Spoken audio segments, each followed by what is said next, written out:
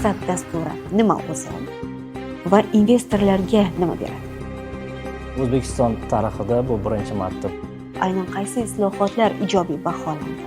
Financial Sector Assessment Program dunyoni 157 ta mamlakati ushbu dastur doirasida baholashdan o'tgan. O'zbekiston bu natijalarni bemalol e'lon qildi. Xalqaro kapital va pul bozorlaridan mablag'larni jalb qilish, EFSAP doirasida baholashdan o'tishning ahamiyati nimada iborat? batafsil diagnostikadan o'tkazish hisoblanadi. Shu orqali moliyaviy barqarorlikka ham ta'sir qiladi, to'g'rimi? Mamlakatlar kutganday ijobiy natijalar bilan yakunlanmasligi mumkin. O'zbekiston moliya tizimi ilk bor rentgendan o'tkazildi va natija quvonarli. Keling, bugun loyihamizning ilk sonida ayni mavzuda siz bilan suhbatlashamiz. Xayrli kech, xush kelibsiz loyihamizga. Bu baholash nafaqat hozirgi holatga berilgan baho, balki iqtisodiy yoki bank moliya sektoridagi kelgusi yo'nalishlarni belgilab berishga ham berilgan muhim qadam sifatida baholashimiz mumkin. Savolim, EFSAP dasturi nima o'zi? U fuqarolarga, ekspertlarga va investorlarga nima beradi? Demak, EFSAP bu inglizcha Financial Sector Assessment Program hisoblanadi, ya'ni moliyaviy sektorni baholash dasturi. Demak, ushbu dastur ilk marta O'zbekistonda o'tkazildi. Bu quvonarli va tarixiy ahamiyatga ega hodisa hisoblanadi. EFSAP avvalo nima haqida ekanligi haqida ma'lumot berib o'tsin. Demak, moliyaviy sektorni baholash dasturi bu Jahon banki va Xalqaro valyuta jamg'armasi tomonidan o'tkaziladigan yagona qo'shma dastur hisoblanadi. Va ushbu dasturda baholash uchun ko'plab mamlakatlar navbatda yoziladi. Ya'ni bugungi kunda 157 ta mamlakat ushbu dastur doirasida baholashdan o'tgan bo'lib, ba'zi mamlakatlar, ya'ni butun dunyo iqtisodiyotiga ta'sir ko'rsatadigan 47 ta mamlakat 5-10 yilda o'tishi majburiy hisoblanadi. Boshqa mamlakatlar uchun ushbu dasturdan o'tilishi ixtiyoriy hisoblanadi. Sababi nima uchun ixtiyoriy yoki nima uchun ixtiyoriy bo'lsa ham mamlakatlar o'tishga va navbatga yozilinadi?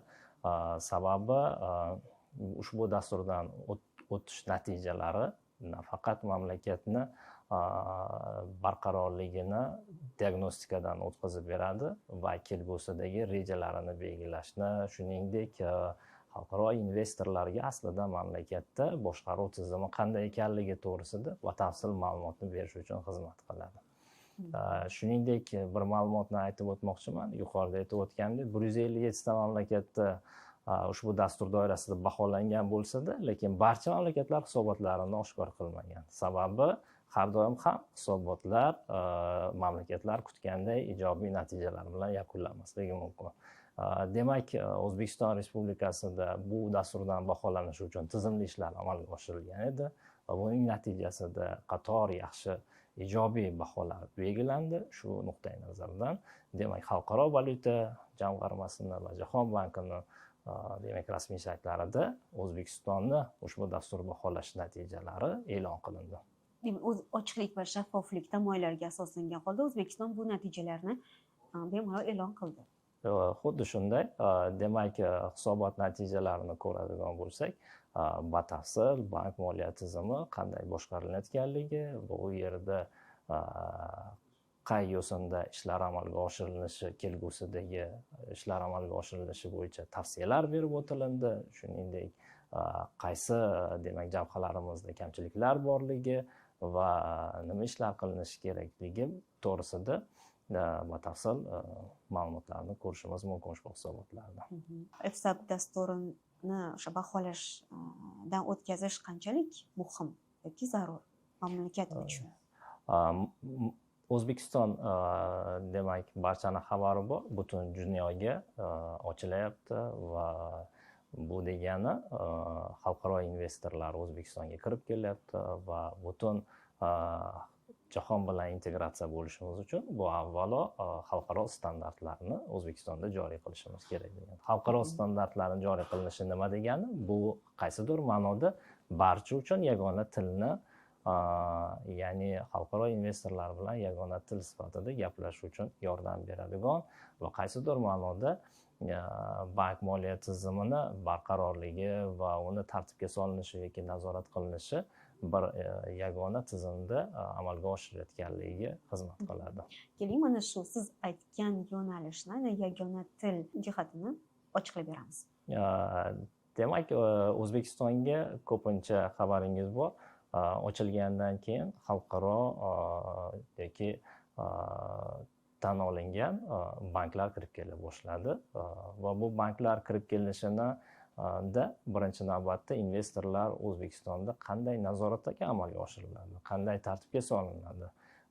Ya'ni agar O'zbekistonga kirib keladigan bo'lsam, ya'ni investitsiya kiritadigan bo'lsam, ular bilan qanday gaplasha olaman? Ya'ni har bitta mamlakat nima uchun bank nazorati bo'yicha Bazel qo'mitasining standartlarini joriy qilishga intilishadi? Birinchi navbatda ushbu standartlar demak tahlillarga asoslangan va moliyaviy tizimni barqaror faoliyat yuritishiga xizmat qiladigan bir instrument hisoblanadi. Shuningdek, ushbu standartlarning joriy qilinishi, misol uchun aytadigan bo'lsak, chet eldan keladigan investorga O'zbekistonda ham shu standartni joriy qilganman deyilinsa, ularga ham demak bank tizimining natijalari tushunarli tilda yetkazib berilishi uchun xizmat qiladi. O'zbekistondagi bank moliya sohasidagi aynan qaysi islohotlar ijobiy baholandi? EFSAP natijalariga ko'ra. EFSAP natijalarida birinchi aytib o'tilgan fikrlardan bittasi, demak 2019-yilda O'zbekiston Respublikasida qabul qilingan 4 ta qonun. Demak, o'sha banklar bank faoliyati to'g'risidagi qonun, Markaziy bank to'g'risidagi qonun, valyutani tartibga solish, to'lov tizimlari to'g'risidagi qonunlar, demak, institutsional o'zgartirishlar uchun juda katta xizmat qilgan.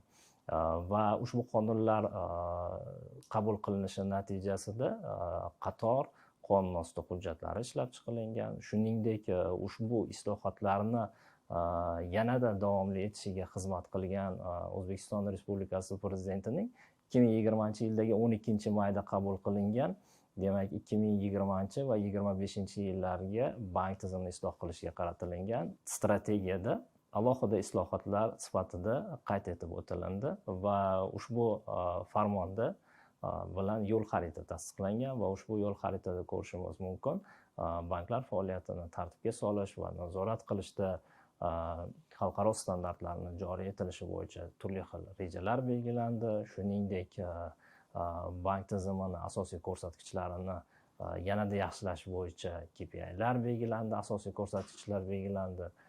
Shu bilan bir qatorda xalqaro strategik investorlarni bank tizimiga kirib kelishi uchun tamal toshi ushbu farmon orqali qo'yiladi. EFSAP natijalari nafaqat ekspertlar yoki iqtisodchilar uchun, bank xodimlari, balki har bir mamlakatning o'sha fuqarosi uchun ham pulni boshqarish yoki moliyaviy tanlovlarda to'g'ri qaror qabul qila olishda muhim qo'llanma sifatida baholashimiz mumkin. Buni qanday batafsilroq tushuntirish mumkin? Demak, EFSAP baholanishi nafaqat bu Markaziy bank faoliyatini tartibga solish, nazorat qilish funksiyalari ko'rib chiqilindi. Shuningdek, aholini savodxonligini oshirish, shuningdek aholini ommabopligini oshirish yo'nalishida ham ular qator tavsiyalarini berib o'tgan va amalga oshirilayotgan tizimli islohotlar alohida ta'kidlab o'tilgan. Bu demakki dastur baholash natijalariga ko'ra moliyaviy savodxonlik va shu orqali moliyaviy barqarorlikka ham ta'sir qiladi, to'g'rimi?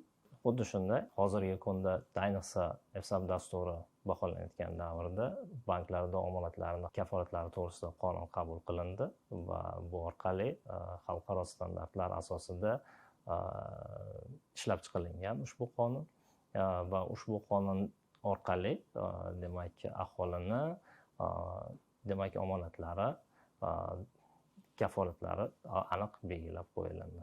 EFSAP doirasida baholashdan o'tishning ahamiyati nima deb boradi? EFSAP doirasida baholashdan o'tishi ahamiyatini bir ikkiga bo'lishimiz mumkin. Demak, birinchi navbatda moliyaviy barqarorlikni mustahkamlashga harakat qilsa, ikkinchi navbatda xalqaro ishonch va investitsion muhitni yanada yaxshilanishiga olib keladi.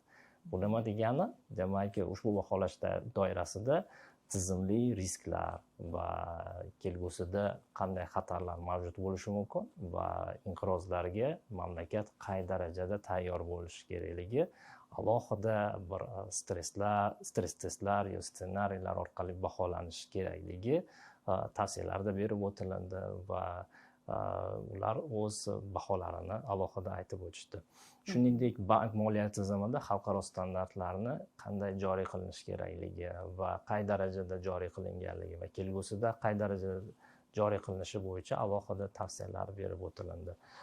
Shuningdek, EFSAP natijalari bank moliya tizimiga kelgusidagi rejalarni belgilab olish uchun demak xizmat qiladi. Bu demak moliyaviy barqarorlikni ta'minlashga xizmat qilsa, ikkinchi tarafdan yuqorida aytib o'tdim, xalqaro investorlarni ishonchini yanada ortishiga xizmat qiladi. Demak, xalqaro investorlar birinchi navbatda xalqaro reyting agentliklari va ularning baholari yanada ko'tarilishiga olib keladi. Va buning natijasida xalqaro kapital va pul bozorlaridan mablag'larni jalb qilish nisbatan arzonlashadi.